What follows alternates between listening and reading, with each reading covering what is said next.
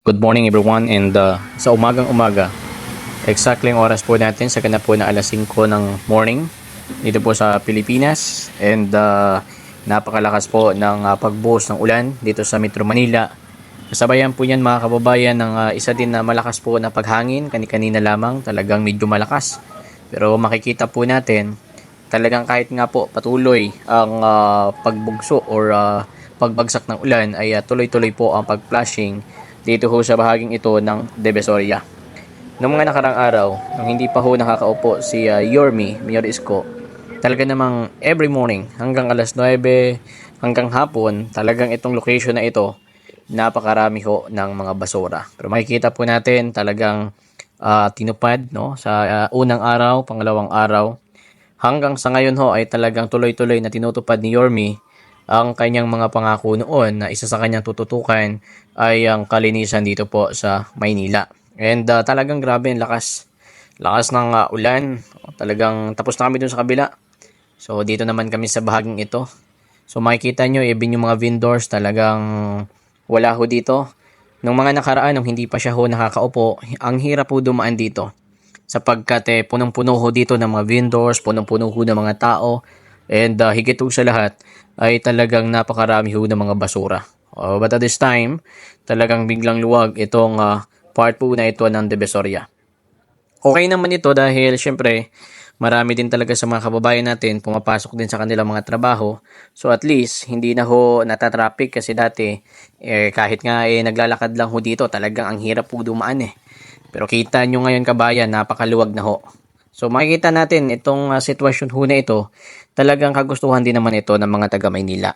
Dahil unang-una, kung ayaw ho nila nito, hindi ho nila binuto si Mayor Isko. Pero dahil nga gusto talaga nila din ng mabigyan ho ng katuparan, kalinisan itong Maynila, nakikita natin ngayon at Mayor na naman si Yorme dito po sa Maynila. Actually, nung una naman, nung siya ho ay naupo bilang Mayor din ng Maynila, nung panahon din ng panunungkulan ni former President Duterte, talagang na-maintain din talaga noon din ang kalinisan sa Maynila. No, talagang todo ang trabaho noon ni Yorme para lamang humabigyan ng katuparan na maging malinis ito po ang Maynila. Hindi naman ho tinatanggalan ng trabaho ang ating mga vendors bagkos binibigyan lang ho sila ng space, binibigyan naman sila ng local government nitong Maynila ng space na kung saan ay hanggang doon lang ho sila. Kaso nga lang naman talaga kapag tinatawag nga natin na walang kamay na bakal ang tagapamuno or namumuno sa isang lungsod ay talagang marami hong hindi sumusunod sa itinatakdang lugar para po sa kanila. Hindi ho tayo against sa mga naghahanap buhay po na ating mga vendors pero nawa naman ay doon ho tayo sa lugar na kung saan ay hindi din po tayo nakakasagabal sa ating mga kababayan na dumadaan dito sa umaga at hapon sa lahat ho ng oras sa isang araw.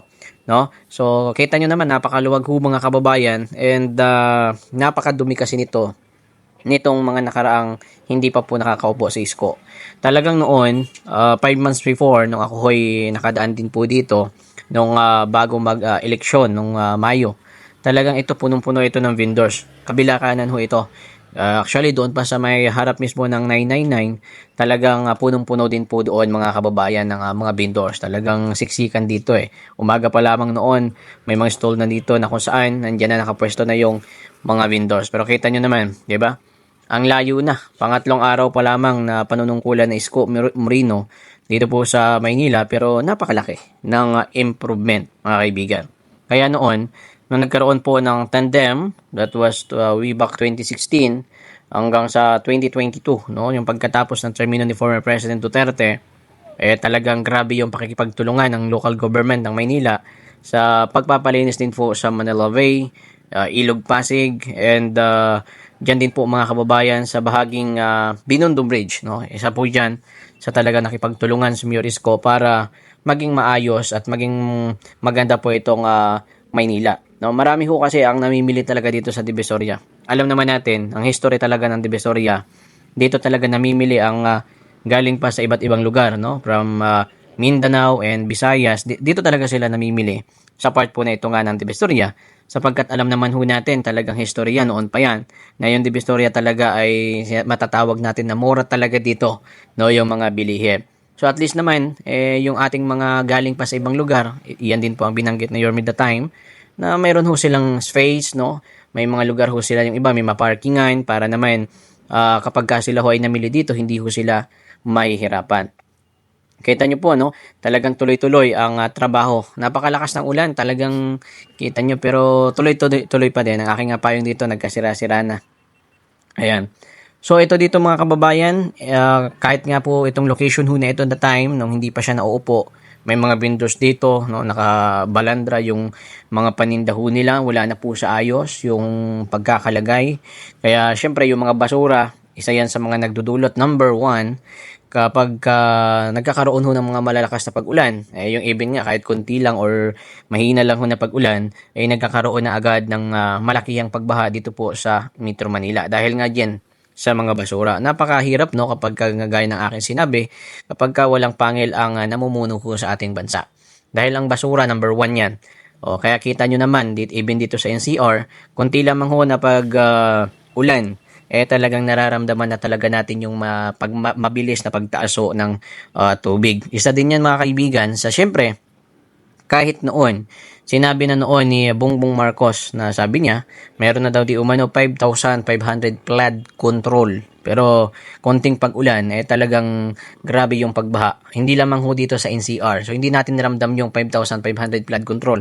Malaki ang pagkakaiba noon kay former President Digong dahil talagang kapag sinabi niya kasi talagang meron talagang koordinasyon or meron pakipagtulungan ang local government. Hindi lamang ho dito noon sa Maynila ang nabigyan ng kalinisan, maging sa iba't ibang bahagi din po ng NCR sapagkat nga sinabi noon ni Digong na kapag hindi nyo ginawa ang inyong trabaho ay mas mainam na kayo ho ay umalis na lamang bilang public servant. So dito mga kaibigan, tuloy pa din yung pag-ulan at tuloy-tuloy pa rin po ang kanilang pagpa-flashing. Actually, every morning, kanila po yung ginagawa kay para naman pagdating po ng mga alas 6:30, syempre tuloy-tuloy na yung daloy ho ng mga sasakyan ho na dumadaan ho dito. Napakarami pong mga sasakyan na dumadaan dito kaya napaka-importante na talagang ma-maintain na dito sa bahaging ito ho ay wala naman talaga dapat vendors, no? So napaka-importante po 'yan. Gaya ng aking sinabi sa mga vendors, hindi po tayo against sapagkat yan naman ho ay hanap buhay ho nila at yan naman ho ay marangal na hanap buhay. Ngunit gaya ng aking sinabi, dapat ho ay doon ho sa tamang location na hindi ho tayo nakakaabala sa iba namang nating mga kababayan na nagtatrabaho araw-araw at dumadaan dito ho sa lugar ho na ito. Di ba? So, yung dating sandamakmak na basura.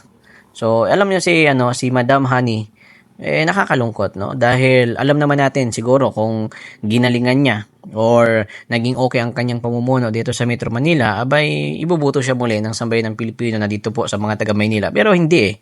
Diba? So, mas dinais pa rin nila si Isko na mamuno muli dito po sa Metro Manila para nga dito sa Maynila para nga naman ma-maintain ho ang kalinisan. Pinangako yan ni Yorme, kalinisan, yung masugpo ang kriminalidad, no? Dahil alam naman ho natin, gaya ng sinabi ko, kapag walang pangil ang namumuno even sa isang lungsod, yung mga snatcher, di ba? Dati talagang itong Divisoria, maraming ganun dito eh. May mga history ganun dati, yung mga snatcher, pero dahil nga ngayon malinis na, so talagang na-control yan lahat, mga kababayan. Hindi lamang ho Divisoria.